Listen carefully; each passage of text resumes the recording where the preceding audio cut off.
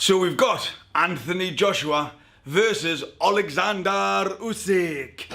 Who is the conductor and who is the band? Who is the snake charmer and who is the snake? Who is... Can't actually think of another example. We'll move on. So yes, Anthony Joshua, he's the bigger, he's the taller, he's the stronger guy. Oleksander Usyk, he's meant to be the cerebral chess player of the two who can impose his super genius strategy upon any boxer who he faces. From a non-verbal non-verbal, that's what we're talking about, non-verbal communication aspect. What's really going on in the head of the two fighters? What does their body language give us? What can we learn from it that maybe they're not prepared to say? And also what we'll be doing here, because it's going to be this is going to be biblical, all right? Biblical from a cerebral aspect. Forget about this, okay? It's all going to happen in here. Is we're going to look at performance psychology, we're going to look at limbic system, we're going to look at the 4 levels of confidence. The thalamus, the hypothalamus, the amygdala. Corpus callosum will come in there, as well as pituitary glands and adrenal glands. We're going to look at all of how the cerebral game is the one thing, if you're a betting person, that you need to focus on in this boxing fight on Saturday night. We'll be understanding what is the relevance of Anthony Joshua protecting his neck. About it, why do you protect your neck? No, think about it. Why do you protect your neck? What are you thinking about when you hold your neck? And also, why does Usyk look down at this particular moment here? Yeah, why does he look down? His inner voice is nowhere near as robotic or indestructible as Team Usyk would like you to believe, or even we've told ourselves. So you can tell I'm a little bit psyched for this one. Yeah, fighting is my passion. And it's been 5 months since my last video. I want to say thank you very much to everybody out there. All the messages, all the texts, I appreciate that I haven't got back to every single one.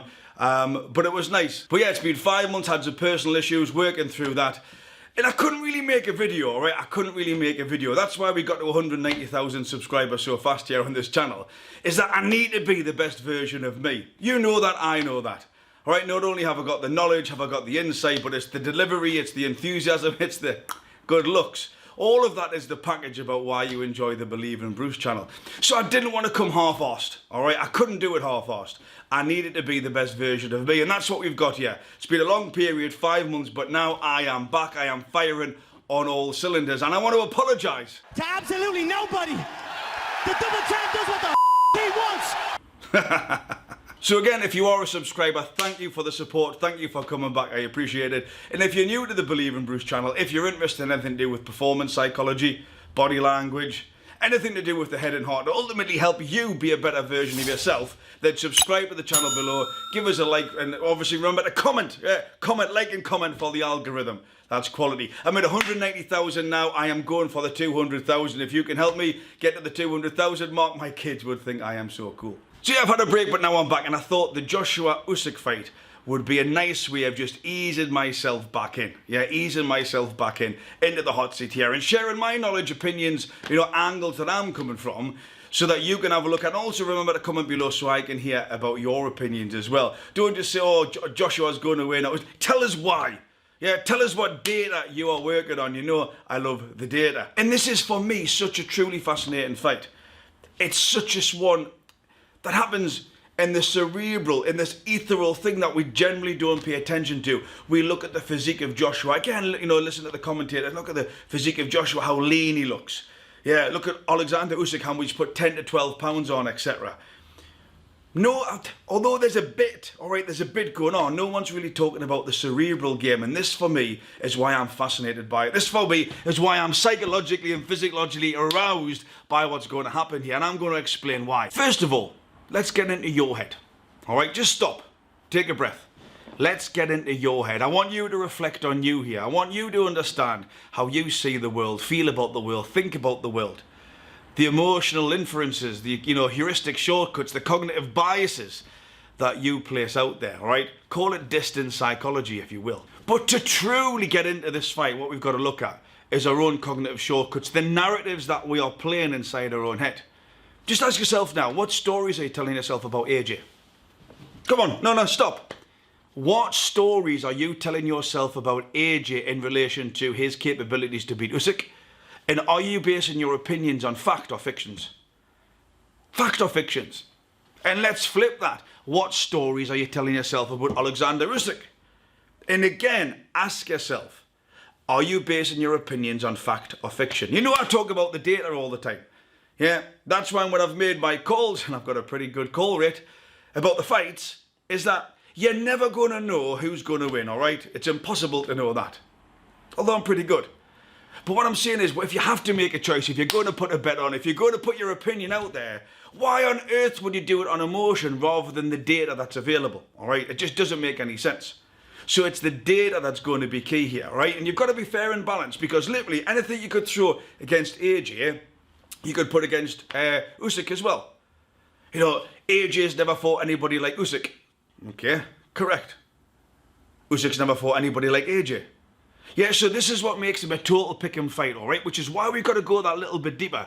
We've got to look at limbic systems. We've got to look at the concentration. We've got to look at how feints and footwork might impact that limbic system. That might draw on fatigue earlier than it would. The ability to concentrate, the ability to react. We're looking at the basal ganglia as well, part of the brain. Yeah, that habitual area that through we've got behavioural patterns. Yeah, so when somebody manages to be the snake charmer, yeah, or be the conductor. This is what I've got, the conductor or the band, the conductor or the band. Yeah, what we're looking at here is who can lull somebody in to a behavioural pattern. So a behavioural pattern, remember when, who was it? It was Ryan Garcia versus Luke Campbell. Yeah, Ryan Garcia had went to the head throughout the majority of the fight. He made on that he was going to go at the head and boom, left hook to the body. That was because Luke Campbell's basal ganglia, all right, got used to that behavioural pattern. It was like, I've noticed it, this is what he was going to do. Just like driving a car, the more times you do repetitive tasks, the more times you go through that muscular transmitter process, what occurs is your body gets used to it. Yeah, so your body does it automatically, call it muscle memory, call it what you will. But this is where Usyk is very good. He can set traps. He can, and any boxer can, and you know anybody can, but Usyk's very, very good at it, is that when he impacts the basal ganglia part of the brain, what he's doing, he shows off behavioural patterns. Canelo's very good at it as well, yeah? Is that behavioural patterns that AJ could get accustomed to if he's not aware of it, yeah?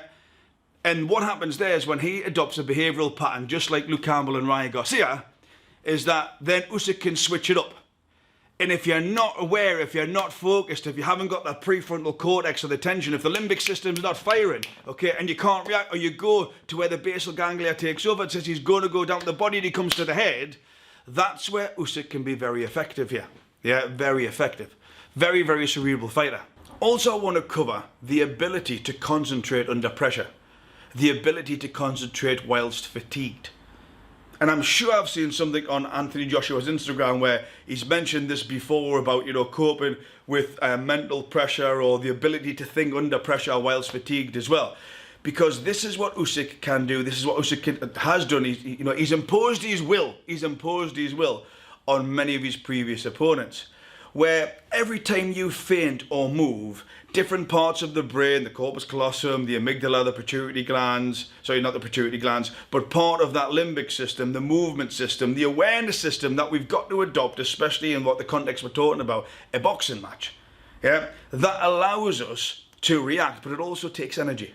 It also takes energy. It was interesting what Bellew said. He said, I've never concentrated so much in my life than I did against Usyk. And when you are concentrated, when somebody is forcing you to concentrate continually, it's a bit like when you're driving a car. You might have drove a long distance and you're physically not doing much, but when you get to the end of the journey, you're like, oh my Lord, I've got a starting headache, I can't think, I just need a cup of tea and to chill out, yeah, or a couple of beers. That's because the decision-making process is just ongoing, it's constant, it's what we call chronic. And this is what Usyk could do. If Usyk dictates the pace, if Usyk becomes the conductor, if Usyk becomes, the one with the baton, all right, and AJ is just dancing to his tune, that could be highly stressful, physiological and psychological, yeah, from a perspective of AJ to then cope with. Now, a really good example of how stress, all right, we're not talking about press-ups or, even the physical side of boxing can impact you. It's that inner voice. The inner voice, thinking, feeling, acting, thinking, feeling, perform, thinking, feeling, fight. Okay, done in those three stages. is hugely important. Like, it's biblically important, all right? Biology doesn't lie. It's biblically important when it comes to a thing like having a fight. Because when you look at it, thinking, feeling and acting, it all comes from that inner voice. That ability to think and control that inner voice is definitely part of an overall higher performing athlete. And a brilliant example of where the physical side didn't take over, but the mental side took over, was Roberto Duran and Sugar Ray Leonard. Yeah, in that return fight, when no mas, yeah, we know that Hands of Stone Duran quit. Again, quit's got a very interesting connotation going on the boxing world in the past couple of years. But effectively, he did not want to fight anymore. I'm going to be specific about this, yeah? Is that it wasn't because he was battered or he was bruised or, you know, his sort of lungs were giving up or he had been hit by a body shot. But what Sugar Ray Leonard had done, okay, was systematically and chronically, this is the key, and chronically induced a state of panic and frustration. I want you to notice the word frustration here, because I believe frustration and adaptation could be the two winning factors in this fight. Might be singular, might be joined up, I'm not too sure. But the ability to adapt and the ability to handle frustration or create frustration within that other person. But essentially, Sugar Ray was dancing around, he was making a mockery out of Duran. Duran's inner voice, excuse me, his inner voice, he couldn't cope with it. Yeah, at the end of it, he said, I don't want to fight this clown anymore. Yeah, I don't want to fight this clown anymore. But what that was frustration. Yeah, that was certain things that Sugar Ray was doing that ultimately Duran couldn't control that inner voice. He couldn't control it. To the point where he was so out of his individual zone of optimized function, so out of his sweet spot, he's like, I've had enough here. Remember, quitting is often the easiest option to choose. Or people say quitting is never an option. It's always an option. It's always there. You can always grab the hand of quit and pull on it. Yeah, you just got to find a why. And that fight between Sugar Ray and Duran optimizes the point of psychological warfare. It wasn't necessarily, you know, the hooks to the body or the right hand to the head or anything like that. It was the psychological side that caused the stress inside that inner voice to the point he couldn't control that inner voice. Guys off of just pure brute strength and intimidation. Most guys were just pretty much intimidated. They lost the fight before they even got hit. Most guys. I knew the art of skullduggery. These guys, I knew how to beat these guys psychologically before I even got in the ring with them. How can they handle frustration? The little rabbit punches on the head, the standing on the toes. It's fine doing press-ups and, you know, boxing and sparring. But have you applied the correct time, the correct techniques, the correct processes and the correct knowledge, yeah, to practice handling frustration? Especially in front of 60, 70,000 people. When that ego, when that pride kicks in. You know, we talk about it's being emotional. Ideally, it's being emotionless. Or it's being emotionless to the point where you're still in your sweet spot and you can do what's needed to win rather than emotional ego taking over. Think about it now, all right? Think about it. When you get wound up, why do you get wound up? Generally because somebody's done something or haven't done something that you wanted them or you didn't want them to do. Yeah, but they do something and then boom, you attach a thought or a feeling, an emotion to that makes you think about it or feel about it in a certain way. It's not, think about it now, all right? It's not necessarily what that person's done that's annoyed you. It's your own thoughts that have annoyed you. Your own thoughts and feelings about what they've done that you've attached to that event. You're annoying yourself. You're pissing yourself off, yeah, effectively. Think about now your partner, your family member, somebody at work. Is that the thing hasn't really annoyed you, it's your thoughts that you've attached to that and then those feelings that are generated from. And that's brilliant, okay? Because that means you can change your feelings, you can flip your thoughts to be more in control of that situation. That's going to be crucial in this fight. If it starts going wrong for either fight, any fight to be fair, but especially one of a cerebral magnitude as this, can they cope with the frustration? Can they cope when they go behind? Can they cope, yeah? For example, Duran didn't when he's up against Sugar Ray Leonard. One thing that I'm really interested in is handling space, handling silence, yeah? And again, when we get into the body language in a second, I'll show you where Usyk actually looked really uncomfortable. You know, we've got this image, as I said before, of Usyk being a sideboard, and actually, there's a few examples where, boom, yeah, it was exposed. Nobody else is talking about this. Nobody else noticed this.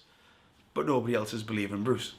I'll be interested in this chess match that will go on. Yeah, it absolutely will be a chess match. Totally up here.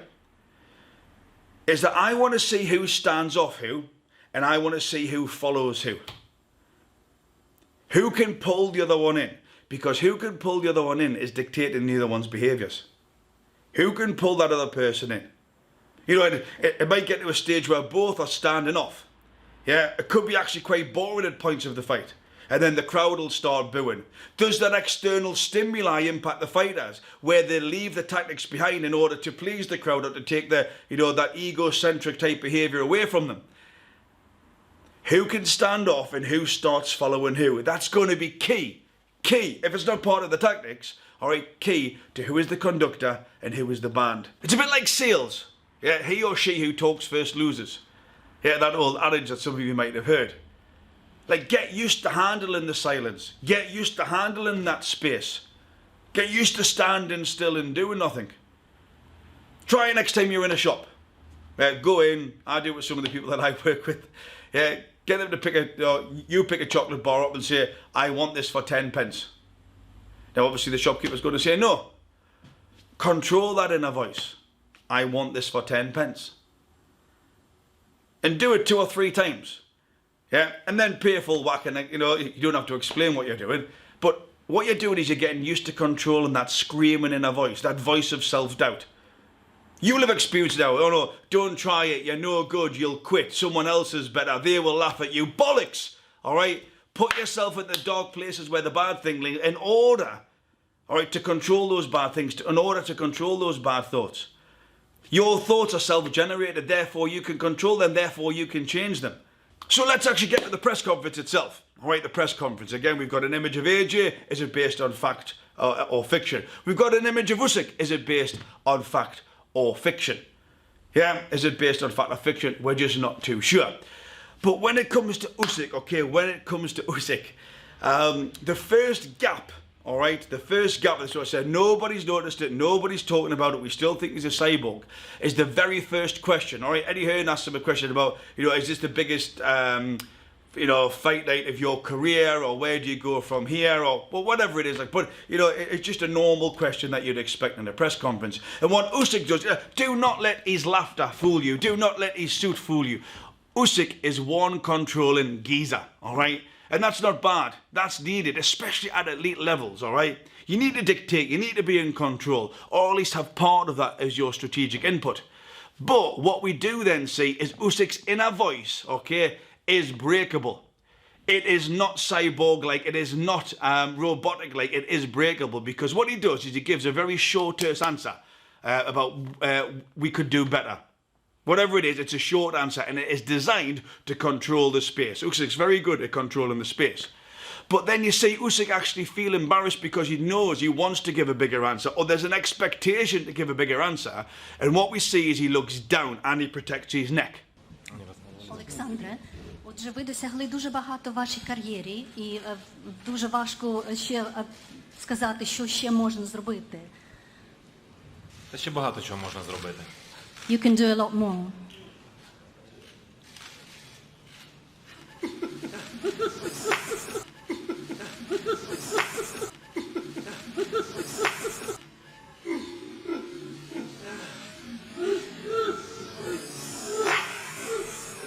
He is not as in control of his emotions as either they would believe or we believe, okay? He wouldn't feel awkward with that. He would just give an answer and that would be it. But the fact that he giggles, looks down and protects his neck gives us an indication that he does feel awkward. And then we've got a behavioural cluster. Okay, so this locks it in. It's indubitably now, all right, it's correct. All right, indubitably correct, is that what he does, he adjusts the microphone, which is a nervous twitch, to almost the same position that it was in before he started fiddling with it. Have a look. Yeah, he adjusts the microphone to the same position. It must move a centimetre, okay? So the fact that he looks down, the fact that he protects the neck, remember the protection of the neck from a body language perspective, it's called the tortoise effect, yeah? That is a protective behaviour. We feel awkward, we break eye contact, we look down and we are protecting the neck with that sort of downward expression. Then he adjusts himself. It's a bit like when boxers come together. You see them start picking at the clothes on the face-to-face. They don't need to adjust themselves. All right, this imaginary lint and fluff that will start picking off. That's nervous energy. We can't handle the space. We can't handle the silence. Yeah. So for me, the fact that he looks down, he laughs, and then it goes downwards, okay, that's a negative behavioural association. And then the fact that he adjusts the microphone to almost exactly the same position that it was in before he started to adjust it, we've got a gap. There's a chink in Usyk's armour there. There's something that can be exploited there. Yeah, that's why if I was on AJ's team, I'd be saying, hey, have you seen this? We need to keep our shit together. We need to keep focused, because now I know he is open to frustration. Now I know we can emotionally manipulate him. Now I know we could do a Roberto Duran on him. Yeah? He's not as in control as you would like to see. He projects that, but biology doesn't lie. It's there for you. All right? The look down, the awkward feeling, and then the adjusting the microphone to almost the exactly same position. Also, when they come together in the head-to-head. Yeah? When they come together in the head-to-head. Remember, eye contact is one of the biggest, most powerful communicators that we've got in the animal kingdom. The most powerful one, probably. Think about it. When you're walking down the street, you look at someone, they look at you, you'll tend to look at where? Who are you looking at? That's what we're really saying to each other. Yeah, but it's like an unwritten rule. When we get eye contact, it's boom, it's on. And yet when Usyk and AJ come together, it's AJ who's looking at him. Usyk looks down first and then comes back up.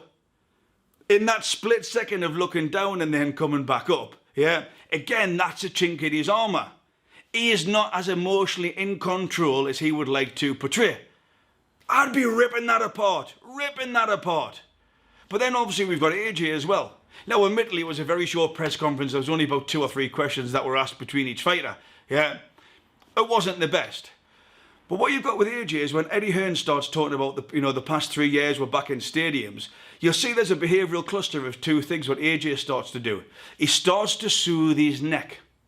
Yeah, he starts to soothe his neck, playing with his beats, moving them out. He actually moves them out the way a couple of times to soothe his neck. This is a self-soothe. This is a comfort. My question, because we've got a behavioural cluster, when you see the eye blocks as well, remember when someone blocks the eyes, they're cutting out images that have happened in the past. Is he associating with what Eddie's saying about, the Ruiz fight, which eventually Eddie does get to? He talks about Povetkin and then obviously New York and then obviously the Ruiz rematch, all right? But because there's been a bit of data, that could have triggered, how can I say it? It's triggered emotional memories from AJ's past.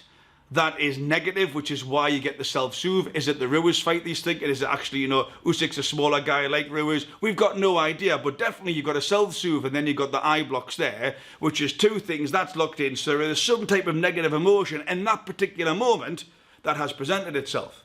And it's interesting when Eddie says to AJ, it's an exciting fight. And it's like, is AJ up for it? I'm not saying he's not up for it. You might, there's all the chance he might be just bored at the press conference. On Saturday night, we might see a different AJ. But he's like, yeah, like... Switched on, ready to go. This is a fight that I've seen you get very, very excited about.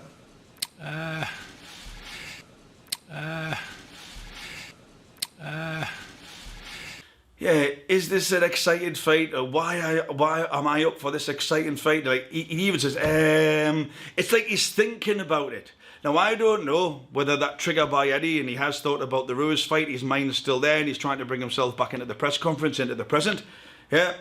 But it sounds as if he's trying to either remind himself that he should be up for it, yeah, or try to convince himself to get up for it. This fight that I'm very excited about. And he also says, this is just, and he says it a few times. Yeah, he said it a few times during the press conference. This is just like another day in training camp for me. In the gym, or on Monday or Tuesday, I will be back into the gym. Now, we could think, could that be beneficial? Could it be detrimental? Okay, but it's something to question. Is AJ aroused enough? Yeah, because this is performance. Again, this might happen on Saturday. He might not need to be aroused at the moment. Yeah, psychologically, physiologically, because he's just at a press conference. And we don't know what moves him into his sweet spot. We're talking about individual zone of optimized function. We've all got success ingredients that, if present, can help us be the best version of us in any given situation. So yeah, that, it's just another day in training camp. You could theorize, you could postulate, what AJ meant by that. But there would be a question, is he excited enough for the fight? He talked about practicing. Yeah, I need a fight like this to make me practice, to make me go and to make me spar. We know he's a hard trainer. You know, if you follow him on his Instagram, he trains all the time. Yeah, hard sessions as well. But there was just a lack of AJ energy when he was speaking about it that was obvious enough for me to notice it, which is why I'm talking about it now. Alright, so we've got the cerebral impact, so we've got the limbic system, we've got the footwork, the feints, etc. that can affect the cardio system, which can affect the ability to concentrate. We've got those chess match set pieces, the behavioural rituals that could lull the basal ganglia, yeah, into behavioural patterns that they may switch up at any given time that could take advantage of that. We've also got the body language from Usyk that actually his inner voice is open to frustration. His emotions are open to be manipulated and to be taken advantage of. We've got questions about, you know, is AJ up for it enough? Oh my God, it's going to be a cracker. It's going to be an absolute cracker. So for me, all right, for me, who do I think? Do you know what? It's more of a, it's a totally 50-50 one. Yeah, because it's almost like two racehorses who've never come before, so different, so varying. Anybody who says, I think this is going to occur, I'd be questioning the data. Who do I want to win? Well, it's got to be AJ. It has to be AJ. If there's anybody watching this video now who does not want to see AJ fight Tyson Fury, two Brits come together for all, get off my channel now. Can you imagine the biblical implications of that? Yeah, two people from this fair island going at it for all the marbles, if they said in Matchroom and Bellew fought Usyk, yeah? That would be truly astounding. That would be a night of all the ages. Yeah, so personally, of course I want AJ to win because I'm a boxing fan. Who do I think will win? I'm going to go with AJ. Yeah, I'm going to go with AJ. I just hope they've done the right things and the right way in AJ's training camp to help nullify not just the boxing, the physicalities of Usyk, but the cerebral advantages and the cerebral game plans that he brings to the ring every single time. So I hope you've enjoyed the video. Remember, if you're into psychology, performance, anything to be a better version of you, take a second to subscribe, like below, leave a comment. But more important than any of this, it's good to be back, but remember to be kind to yourselves and each other.